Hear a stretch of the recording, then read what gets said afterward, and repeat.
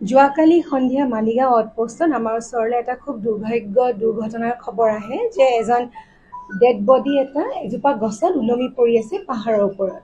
আৰু সেই মৰ্মে আমি আমাৰ police team, forensic laboratory team, cyber FSL, fingerprints bureau আৰু এক্সিকিউটিভ মেজিষ্ট্ৰেট আমি গৈ ঘটনাস্থলীত উপস্থিত হওঁ।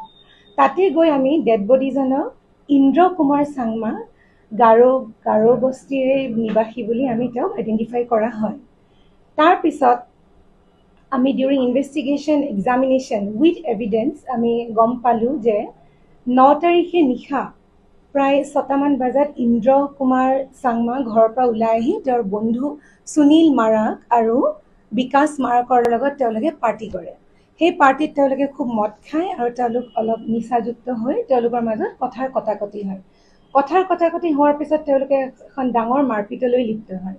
সেই মাৰপিটত সুনীল মাৰাক আৰু বিকাশ মাৰাকে ওচৰতে থকা এডাল জোঙা লাঠিৰে ইন্দ্ৰ কুমাৰ চাংমাৰ মূৰত অতি বেয়াকৈ প্ৰহাৰ কৰে, যাৰ ফলত ইন্দ্ৰ চাংমাৰ মৃত্যু হয়।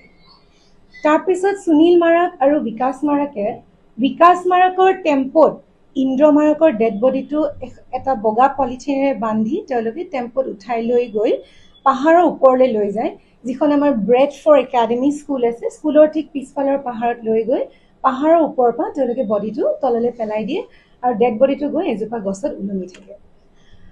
ইনভেষ্টিগেশ্যন আমি গোটেইখিনি কথা গম পালোঁ আৰু দুইজন সুনীল মাৰাক আৰু বিকাশ মাৰাকক আমি আটক কৰিছোঁ। তেওঁলোকে নিজৰ অপৰাধটো স্বীকাৰ কৰিছে আমাৰ আগত।